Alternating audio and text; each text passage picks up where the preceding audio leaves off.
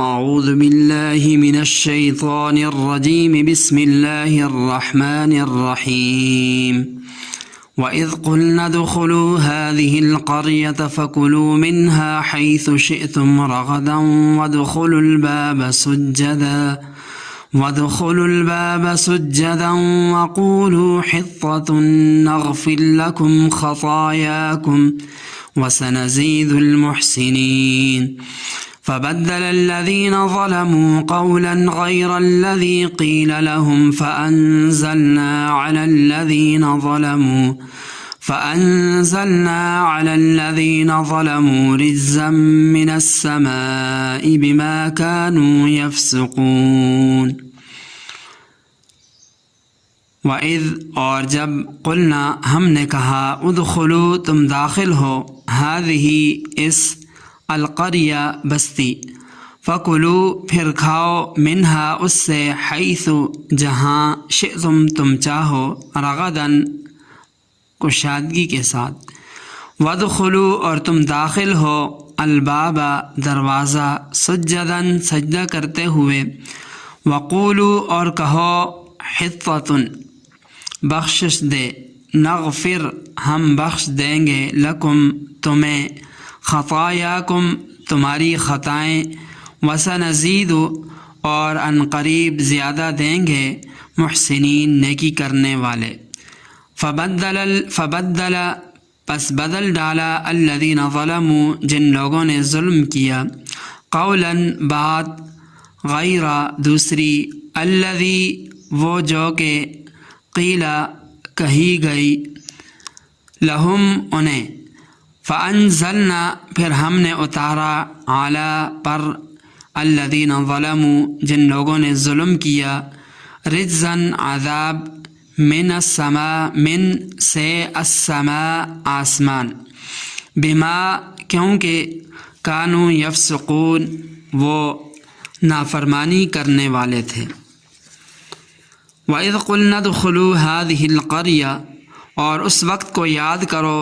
جب کہ ہم نے کہا داخل ہو جاؤ فَكُلُوا مِنْهَا حَيْثُ شِئْتُمْ رَغَدًا اس بستی میں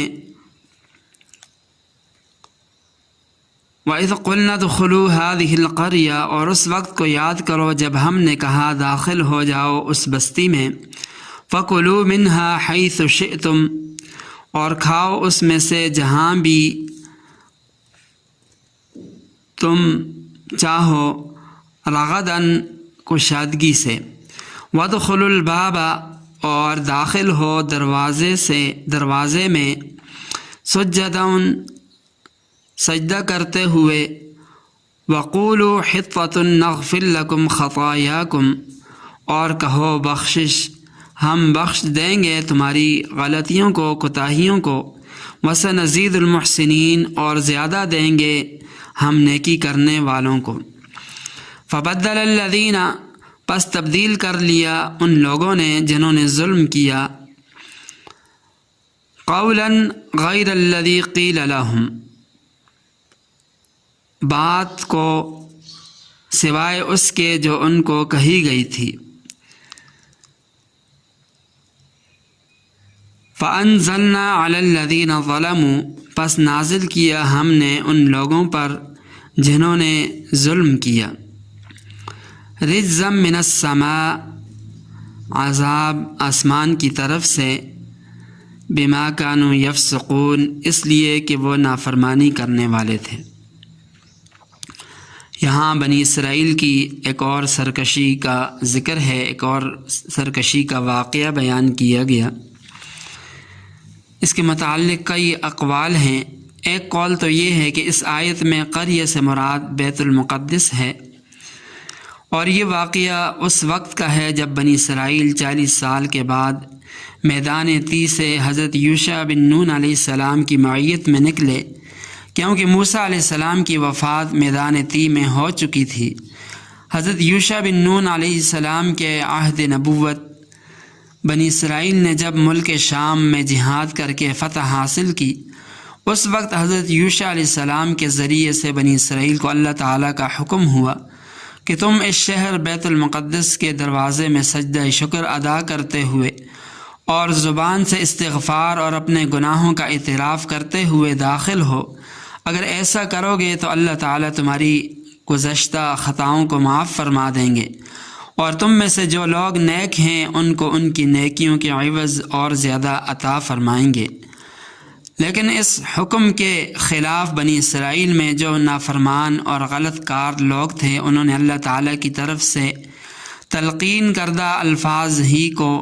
چھوڑ کر تمسخر اور استہزاء کے طور پر کچھ اور ہی الفاظ شہر میں داخلے کے وقت انہوں نے کہے۔ روایات میں آتا ہے کہ انہوں نے حطہ کے بجائے جس کے معنی توبہ کے ہیں حنطہ کی رٹ شروع کر دی، جس کے معنی گیہوں کے ہیں، گندم کے ہیں، اور قولی مخالفت کے ساتھ ساتھ انہوں نے عملاً بھی اللہ تعالیٰ کے حکم کی مخالفت کی، چنانچہ دروازے سے جھک کر عاجزی سے گزرنے کے بجائے اکڑتے ہوئے اتراتے ہوئے گزرے۔ تو انہیں حکم یہ تھا کہ ایک تو اس بستی میں جب داخل ہوں تو سجدہ شکر ادا کرتے ہوئے داخل ہوں، اور دوسرا فرمایا وقولوا حطہ کی زبان سے یوں کہیں کہ اللہ تعالی ہماری غلطیوں کو معاف فرما دیں، سجدہ شکر ادا کرتے ہوئے داخل ہوں۔ ایسا کرنا انبیاء علیہ السلام کا عمل ہے اور اللہ تعالیٰ کے نیک بندوں اور ایمان والوں کا شیوہ ہے۔ حدیث پاک میں آتا ہے کہ جب مکہ مکرمہ فتح ہوا تو نبی پاک صلی اللہ علیہ وسلم اونٹنی پر سوار تھے،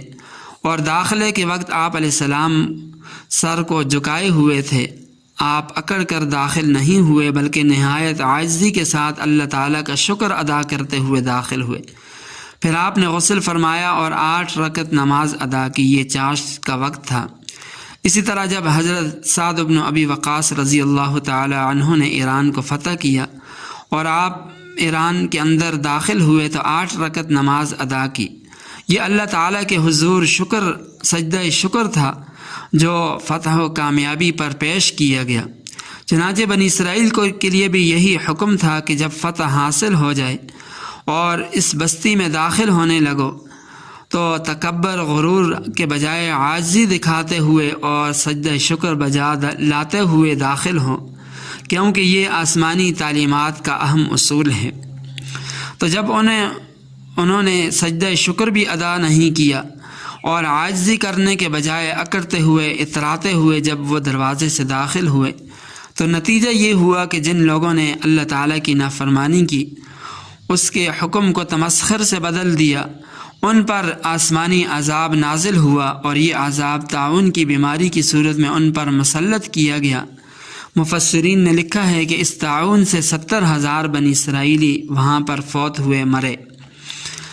دوسرا قول یہ ہے کہ یہ قصہ بھی زمانہ تی کا ہے، وادی تی کا ہے، کہ جب بنی اسرائیل من سلوہ کھاتے کھاتے اکتا گئے اور اپنے معمولی کھانے ملنے کی موسیٰ علیہ السلام سے درخواست کی تو ان کو ایک شہر میں جانے کا حکم ہوا کہ وہاں کھانے پینے کی معمولی چیزیں تمہیں مل جائیں گی، اور اس شہر میں داخل ہونے کے متعلق قولی اور فعلی ادب جو اوپر آیت کے اندر ذکر ہوا کہ شہر میں داخل ہوتے وقت سجدہ شکر ادا کریں